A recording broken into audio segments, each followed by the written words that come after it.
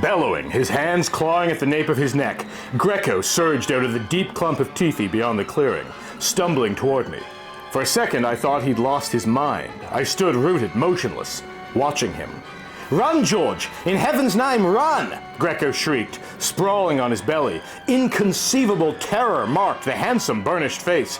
Yet in some grotesque way, it actually seemed funny. I had a glimpse of a squirrel perched on his neck. It seemed funny as hell for a second. The sun was a yellow brassy orb shining pleasantly on the river brush. There were no Arnhem cannibals on his tail, no nothing, except squirrels.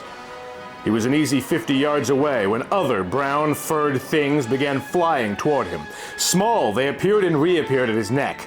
Greco shrieked, "Run! Don't stand there, run!"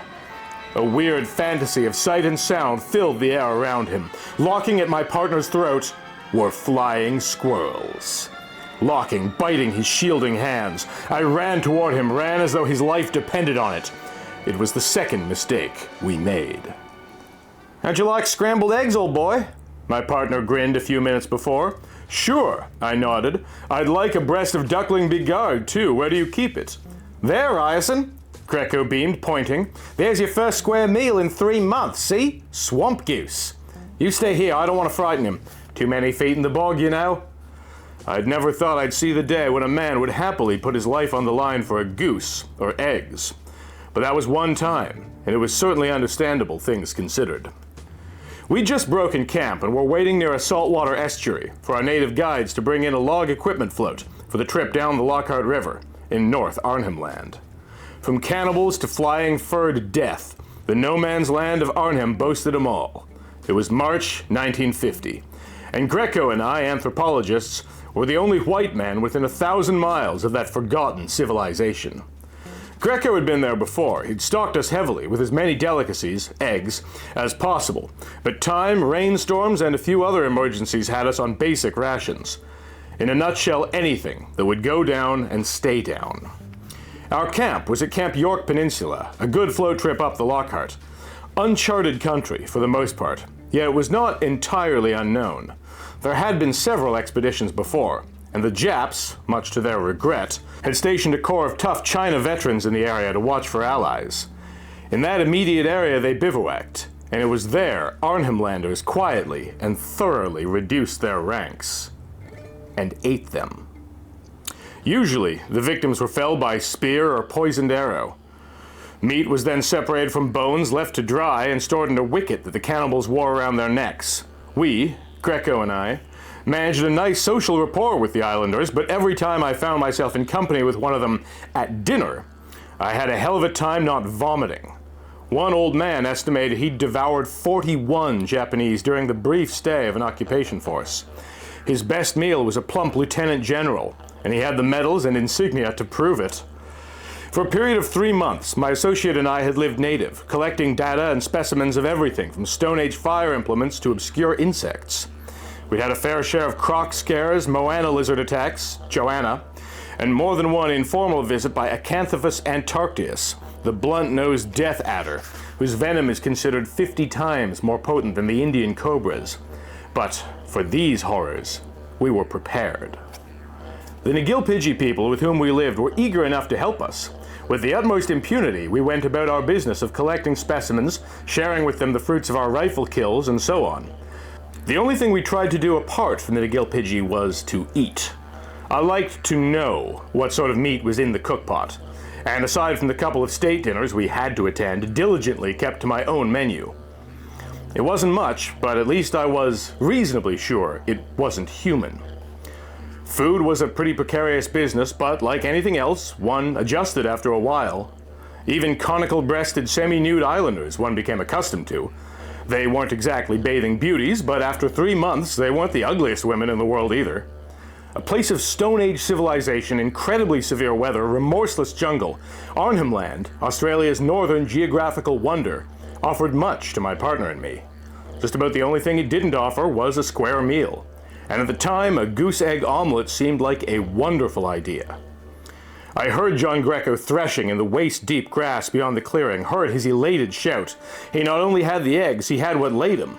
But a moment later he reappeared, hands clawing at the back of his neck, bellowing like crazy. I thought he'd lost his mind. I stood there motionless, staring at him. "Run, George, run!" Greco wheezed, sprawling toward the clearing. I thought it was some kind of ghastly joke. When I first looked, there was nothing behind him. No crocodile, no Joanna, not even a headhunter. Greco was a good 50 yards from the clearing when the first flying squirrel appeared perched on his neck. Then another, and another. They seemed to cling there as if raking into his flesh, burrowing.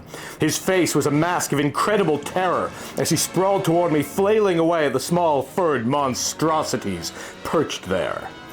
I got an option on eternity seconds later, as John Greco sagged into a rut of blade-edge tephi grass, screaming. Instead of running the other way, I chose to help him. A noble, prohibitively expensive gesture. A cloud of squeaking, flying devils took to my body in a rush. The air was filled with them and their noises. Then, I too, began to die. 10 yards from the falling Greco, rapier fangs slammed into my neck, head, and hands as I charged through the grass. It was as if parachutes had been attached to the underpinnings of common squirrels. Literally, they soared into the cloudless sky, claws distended, gyrating forward, squeaking, button eyes blazing. I brought my hands over my head and turned, as then, blood streaming from his face, John Greco closest behind me. "The river! The river!" I howled, plunging toward the clearing. Behind me, I heard only the unearthly moaning of a man being eaten alive. That is a sound. I know because I heard it from my own lips. Suddenly, the ground shifted beneath my feet as a brown swarm leaping straight up attached itself to my chest. Running, I was aware only of my own yelling. Soft, warm bodies squirmed in my grasp, clinging to my skin as I frantically tore at them. Strips of flesh pulled away as incisors begged in like hot drills, grinding and squealing until the sound of them was louder than my own voice. On my neck there landed one especially tenacious squirrel, and every time I grabbed for it, it bit into my throat, darting back and forth, squealing. Blood surged down from my cheeks as squirrels perched on my shoulders slashed diabolically at my eyes. I felt a brush of fur against my mouth and bit down, and felt a rake of claws groove my tongue. Inside my trousers, on both legs, those squirrels weighted me like sinkers, tore through the fabric and burrowed through pants and legs. I was alive with needle pains, hot and endless, as my flesh came away in shreds. I fell, not tripping, but weighted down. I fell on my stomach, aware of squirming as I rolled over, frantically trying to disgorge them from my throat. Whenever fur flashed against my mouth, I bit, eyes closed, feeling the savage reprisals lancing my face. I caught one in the middle, holding it lengthwise, screaming insanely as it thrashed in my grasp. I watched, delighted, as I squeezed a mass of blood and gray gore through its mouth, and felt it bursting in my hand. On my feet, I stumbled blindly toward the river, hacking at myself, pulling them like leeches. And where one would disappear, I would pull another.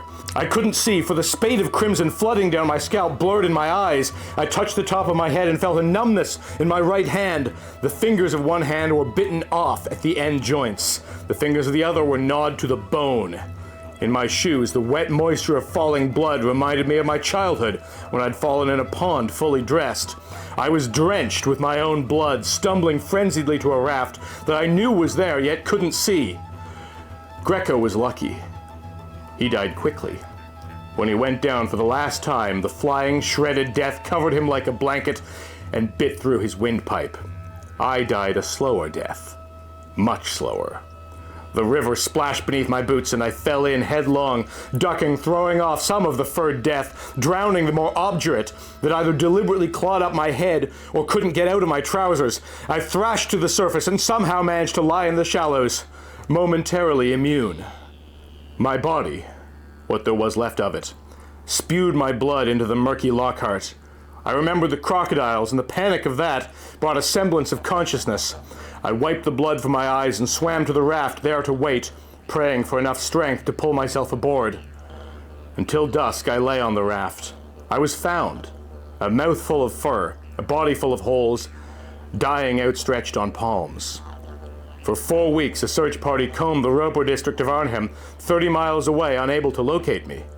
My Aboriginal friend, a guide, secreted me into the mountain colony, where other natives dressed my wounds in panatis leaves, and with the medications of their own device. I was found only when my guide brought me downriver in a burial canoe. The end. was that near. I lost both hands to the wrists, a slice of my left buttock, and most of my scalp, and the vision of my right eye. That too. There were 1,000 deaths on Arnhem Land, but ours was the worst.